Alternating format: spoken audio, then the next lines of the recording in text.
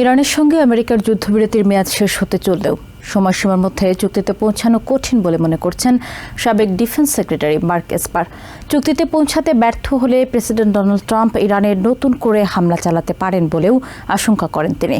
রবিবার ব্লুমবার্গ টিভিকে দেওয়া সাক্ষাৎকারে এই আশঙ্কার কথা জানান মার্ক এসপার।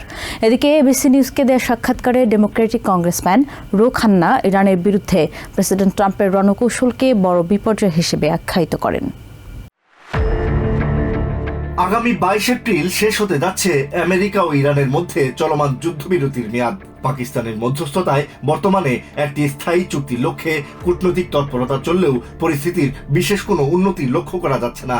সাবেক ডিফেন্স সেক্রেটারি মার্ক এসপারের মতে আমেরিকা ইরানের বর্তমান অবস্থান এখনো আলোচনা থেকে অনেক দূরে।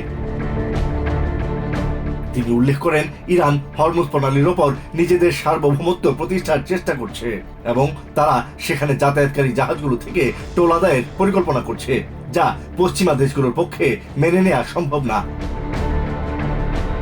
এসপার মনে করেন, আগামী 48 থেকে 72 ঘন্টার মধ্যে কোনো চুক্তিতে পৌঁছানো কঠিন এবং প্রেসিডেন্ট ডোনাল্ড ট্রাম্প চুক্তিতে পৌঁছাতে ব্যর্থ হলে তার হুমকি অনুযায়ী ইরানে নতুন করে ব্যাপক হামলা চালাতে পারেন।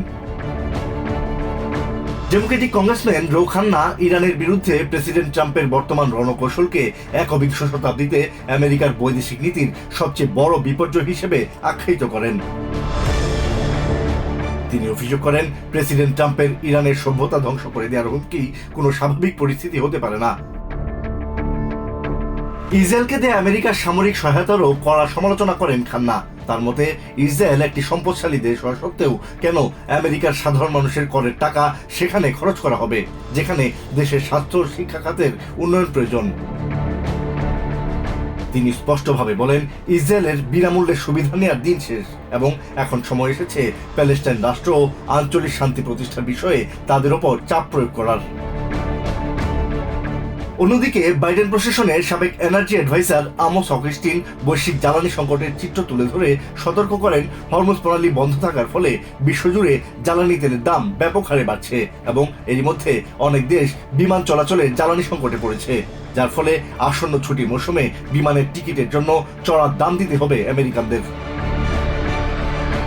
অগস্টিন মনে করেন, ইরান বর্তমানে এমন এক বিধ্বংসী কৌশলগত চাল চালছে যা তাদের ইতিহাসে আগে কখনো দেখা যায়নি।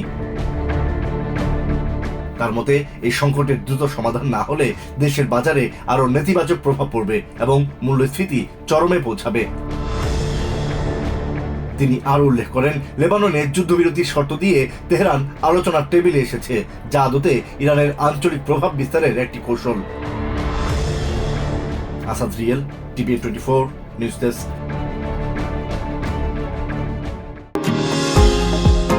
নিউ ইয়র্ক থেকে সম্প্রচারিত টিভিএন 24 টেলিভিশন বিশ্বজুড়ে বাঙালির কণ্ঠস্বর।